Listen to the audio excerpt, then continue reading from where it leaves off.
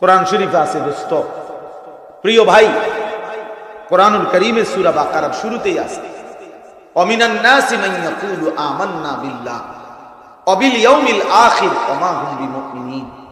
বড় সাংঘাতিক কথা আল্লাহ বলছে বহু মানুষ এমন আছে যারা জবানে বলে পরিষ্কার যে আমি আল্লাহকে মানলাম, আখিরাতকে মানলাম, আল্লাহ বলে আমি আল্লাহ বলি, ওয়া মা হুম বিমুমিনিন, এরা মুমিন নয়। তাফসীরের মধ্যে আছে এরা মুনাফিক।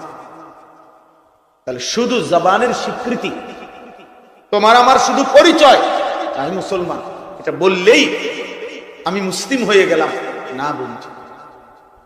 আমার বাপ কর্মের মাধ্যমে, জিন্দেগীর মাধ্যমে খোদার কসম প্রমাণ করতে হবে আমি মুমিন, আমি মুমিন। খোদার 365 দিনে প্রিয় যুবক, প্রিয় সন্তান, তুমি মুসলমান।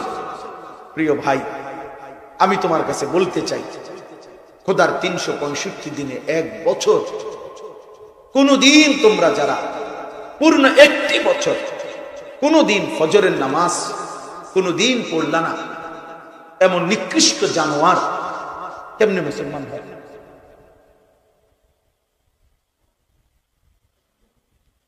এমন জানোয়ার মুসলমান কেমনে?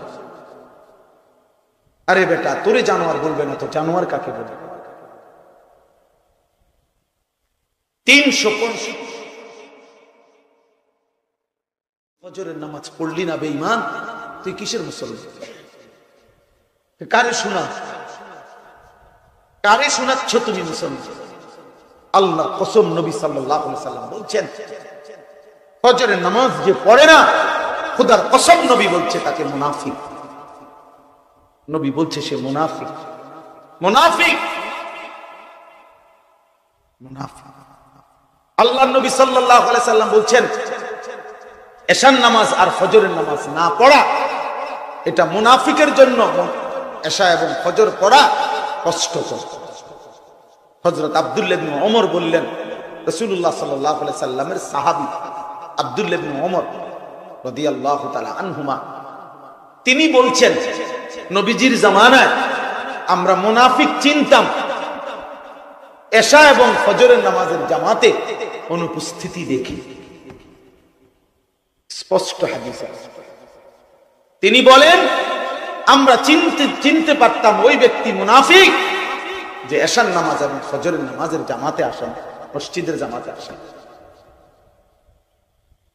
হযরত আব্দুল্লাহ ইবনে মাসউদ বলে রাদিয়াল্লাহু তাআলা আনহু যে নবীজির জামানার নিকৃষ্ট মুনাফিক যে বাস্তবিক অর্থেই যে মুনাফিক, যে আসলেই অন্তরে আল্লাহকে বিশ্বাস করে নাই কিন্তু মুখে মুখে নিজেকে মুসলমান পরিচয় দিত, খোদার কসম যুবক, হযরত আব্দুল্লাহ ইবনে মাসউদ সাহাবী বলে এরকম চিহ্নিত নিকৃষ্ট মুনাফিকও নবীজির জামানায় মানুষে যাতে মুনাফিক না চিনে এজন্য ফজরের নামাজের জামাতে আসে। নামদারি মুনাফিক যারা, আর তুই নাফরমান, নিজেকে মুসলমান পরিচয় দিয়ে বছরের পর বছর কোনদিন ফজরের নামাজ পড়ো না, তুমি মুসলমান? হ্যাঁ, আখিরাত মামুর বাড়ি, হাসরের ময়দান তোমার আব্বার শ্বশুর বাড়ি, তুমি তামসা পাইছো এটা না? তুমি আখিরাতকে মস্কারি মনে করছো? হাসরের ময়দান ফাইজলামির জায়গা না? এই দেখেন, ওই দেখেন, ওই ছেলেটার দিকে দেখেন, সবাই দেখেন, এই অপদার্থের দিকে দেখেন। ভাইয়া তুমি একটু দাঁড়ায় সবাই দেখাও, সবাই দেখুক তোমার মতো অপদার্থকে। এখন মাথা নোয়াইছো কেন? এখন শরম পাইলেনি?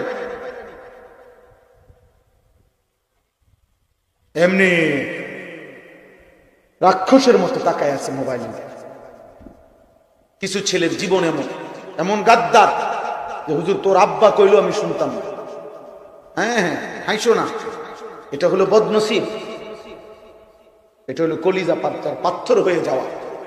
কোন কথাই আমি শুনবো, আমি আমার মত,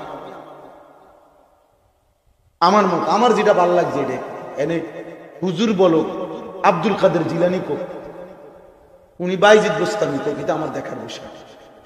আমার ইজ্জত থাকুক বা না থাকুক, আমার নারী দেখা দরকার, আমার মোবাইল থাকা দরকার, আমার ছবি দেখা দরকার, আমার সারা রাত উলঙ্গ ছবি দেখা দরকার?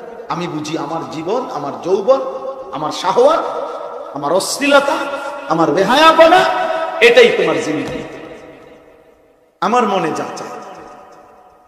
এই কোরআন কারীম সাক্ষী ভাইয়া, আল্লাহর কোরআন স্পষ্ট বলছে যে মানুষ তার মনের চাহিদার মতো চলে, তার মনে যা চায় তাই করে, তার মনে যা চায় তাই করে। আল্লাহর কসম প্রিয় ভাই আমার, এই আমি একবারই বললাম, আর যদি কোনোদিন আসতে না পারি, আশা কঠিন আমার জন্য। কোরআনুল কারীম বলছে যে মনের ইচ্ছা মতো চলে। কেন তুমি নামাজ পড়ো না? তোমার ইচ্ছা। কেন তুমি চুল রাখছো বেঈমানের মতো? তোমার মন চাইছে, এই তো না, আর তো কোনো কারণ নাই। কেন তুমি সারাদিন মোবাইলে নারী ছবি দেখো? তোমার মন চাইছে, এই তো তোমার ইচ্ছা, তোমার স্বাধীনতা। আল্লাহর কসম সূরা আরাফে আছে, আল্লাহ পরিষ্কার বলছে, ওয়াত্তাবাআ হাওয়াহু ফামাসালুহু কামাসালিল কালব। মনের ইচ্ছা মতো যে চলে, মনের চাহিদা অনুসরণ যে করে, আল্লাহর হুকুম রাসূলের সুন্নাহ ত্যাগ করে, বিশ্বাস করো ভাই বাবা, আল্লাহ বলছে তার উদাহরণ কামাসালিল কালব, কুত্তার মতো, কুত্তার মতো, কুত্তার মতো, কুত্তার মতো। ওই জিন্দেগি কুত্তার জিন্দেগি, যে জিন্দেগি রবের সিদ্ধান্তের ব্যতিক্রম। এই জীবন কুত্তার জীবন। এজন্য বেনামাজি সন্তান মনে রাখিস, তোর জিন্দেগি কুত্তার জিন্দেগি, তোর জীবন কুত্তার জীবন। কুত্তার লগে একটা সেলফি উঠাইয়া ছবি দিছে একসাথে, যে দেখ আমরা দুই জানোয়ারকে কেমন লাগে। মানুষ কমেন্টস করবে, হ্যাঁ দুই জানোয়ারকে একরকমই লাগে। ওই জানোয়ারও সেজদা দেয় না, মানুষ রূপী এই জানোয়ারও সেজদা দেয়। দুই জানোয়ার বরাবর যান। কোরআন বলছে, এর চাইতে জঘন্য কথা হতে পারে? বলে কামাসালিল কাল, অর্থ কি মাওলানা বলেন? এর চাইতে পরিষ্কার আয়াত হলো, এর চাইতে জঘন্য কথা কি হতে পারে? কেন হারাম খাবেন? আপনার মন চাইছে, এই তো। কেন সুদ খান? আপনার মনের সিদ্ধান্ত, আল্লাহর সিদ্ধান্ত। কেন কিস্তি নিলেন? কেন ওজনে কম দিলেন? মনে রাখেন, সব প্রত্যেকটা পাপ আমি কিংবা আপনি যেই করি, এটা মনের চাহিদার অনুসরণ, আর তখনই এটা জানোয়ারের জীবন। আল্লাহ আমাদেরকে মাফ করে দেন। এজন্য প্রিয় নওজোয়ান, নিজের পরিচয় ঠিক করো। কমপক্ষে তোমারে তুমি চিনো। প্রিয় ভাই আমার, তোমারে কমপক্ষে তুমি চিনো। এই পৃথিবীর যদি কোনো উপকার করতে নাও পারো, এই সমাজের কোনো উপকার যদি তোমার দ্বারা নাও হয়, কমপক্ষে নিজের ভালো করো।